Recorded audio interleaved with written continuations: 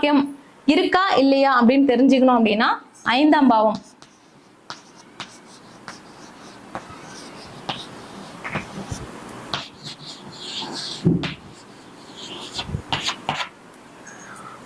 ஐந்தாம் பாவம் நல்லா இருக்கணும். ஓகேங்களா?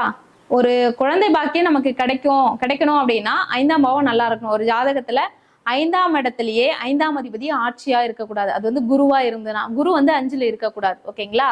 5ஆம் அதிபதி ஆட்சியில இருக்கலாம், ஆனா 5ஆம் இடத்துல குரு வந்து இருக்கக்கூடாது. ஓகேங்களா? அது வந்து காரிய நாசம் அப்படி சொல்லுவாங்க. அந்த இடத்துல இருந்ததுன்னா 5ஆம் இடத்துல குழந்தை பிறக்கிறது கொஞ்சம் லேட் ஆகும். குழந்தையே இருக்காதா அப்படின்னா கண்டிப்பா கிடையாது. 5ல குரு இருந்ததுன்னா கண்டிப்பா குழந்தை பாக்கியம் உண்டு. கொஞ்சம் லேட்டா இருக்கும். ஓகேங்களா?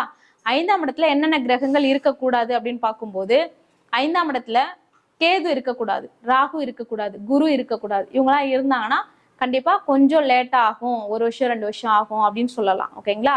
5ஆம் அதிபதி நல்லா இருக்கணும். ஃபர்ஸ்ட் 6, 8, 12ல அமராம, பாவ கிரகங்களோட சேராம, பாதகாதிபதியோட சேராம, பாம்பு கிரகங்களோட சேராம இருக்கணும். ஓகேங்களா?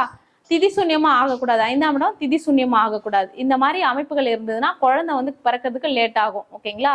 சுத்தமா இவங்களுக்கு குழந்தையே இருக்கா இல்லையா அப்படின்னு பார்க்கும்போது 5ஆம் இடம் சுத்தமா கெட்டு போய் 5ஆம் இடம் பாதிக்கப்பட்டிருக்கும் போது குழந்தை பிறக்கிறதுக்கு தாமதமாகுது. அதே மாதிரி லக்னாதிபதியும் 6க்கு போயிட்டு 5ஆம் அதிபதியும் 6க்கு போயிட்டு கணவனுடைய ஜாதகத்துல பார்க்கும்போது குழந்தை பாக்கியத்துக்கு மட்டும் கணவன் மனைவி 2 பேருடைய ஜாதகமும் பார்க்கணும்.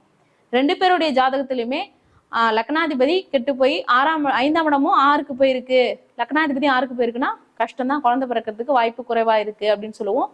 பூர்வ புண்ணியம் வலுத்திருக்கணும் எப்பவுமே. 5ஆம் இடம் பூர்வ புண்ணியம். இப்போ இவங்களுக்கு வந்து வேற வழி இல்லை, வேற என்னதான் பண்றது அப்படின்னும் போது சொல்யூஷன் எடுக்கலாம் அப்படின்னும் போது குலதெய்வ வழிபாடு தொடர்ந்து பண்ணணும். ஓகேங்களா? 5ஆம் இடத்து அதிபதியுடைய என்ன கிரகமா வருதோ அதற்குண்டான தெய்வ வழிபாடு பண்ணணும். ஓகேங்களா? பூர்வீகத்துக்கு போயிட்டு அங்க இருக்கக்கூடிய தெய்வ வழிபாடை கரெக்டா கண்டினியூவா இவங்க பண்ணிக்கிட்டு வரும்போது கண்டிப்பா இவங்களுக்கு குழந்தை பாக்கியம் உருவாகும். ஓகேங்களா?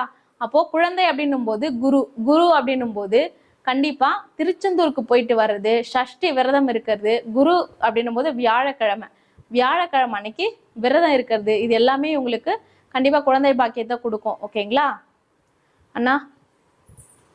ஓகே.